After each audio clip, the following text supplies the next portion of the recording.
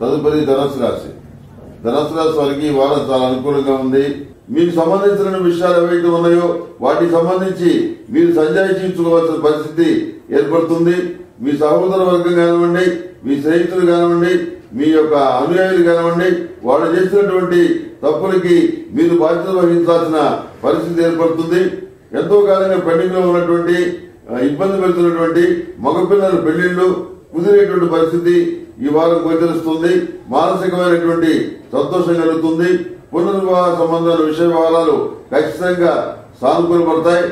మీ మనోధైర్యమే మీకు అన్ని విషయాల్లో కూడాను అండగా నిలుస్తుంది. ఏ కోణంలో చూసినా ఎవరికి భయపడకుండా నిర్భీతిగా మీ కార్యక్రమాలు మీరు చేసుకోగలుగుతారు. విదేశీయాల సంబంధాల విషయాలు, ఎగుమతి దిగుమతులకు సంబంధించిన అంశాలు, వ్యాపారంలో మార్పులకు సంబంధించిన అంశాలు, స్థిరాస్తులకు సంబంధించిన విషయాలు అన్ని సానుకూలంగా ఉన్నాయి. కోర్టు తీర్పులు అనుకూలంగా వచ్చే పరిస్థితిగా గోచరిస్తుంది. మధ్యవర్తి పంచనామాలు కూడాను మీకే సానుకూలంగా ఉంటాయి. ఏ కోణంలో చూసినా మీ వైపు తప్పు లేకుండా జాగ్రత్త పడుతుంటారు. ఎవరైనా విమర్శిస్తారేమో, లేకపోతే ఎవరికైనా ఈ కాగితం దొరికినా, ఈ మాట విన్నా మనం ఇబ్బంది పడతామేమో అని ముందుగానే ఆలోచించుకొని ఎక్కడ ఏ రకమైన సమస్య వస్తుందో ఊహించుకొని దానికి ప్రత్యామ్నాయంగా మీరు జాగ్రత్త పడటం వల్ల ఈ వారం అనేక రకాలుగా మీరు లాభపడే పరిస్థితి ఏర్పడుతుంది. మీ వల్ల నష్టపోయిన వాళ్ళు ఎవరైతే ఉన్నారో వాళ్ళు ఎవరి వల్ల నష్టపోయాము అనే విషయాన్ని తెలుసుకోలేరు.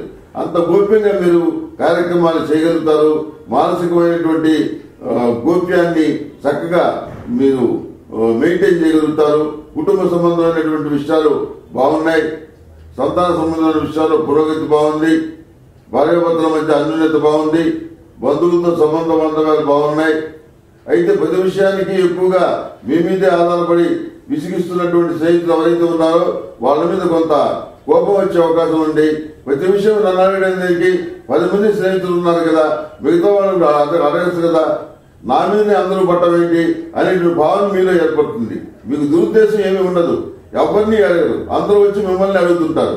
ఇది మీ మానసికమైనటువంటి చికాకు కారణమవుతుంది. సరే, ఏది అయినప్పుడు తప్పదు కనుక సన్నిహిత మిత్రుల బృందానికి తగినటువంటి సహాయ సహకారం అందిస్తారు. వాళ్ళని సంతోషపెడతారు. రోజ్ కలర్ బాగుంటుంది. అదేవిధంగా అదృష్ట సంఖ్య 1.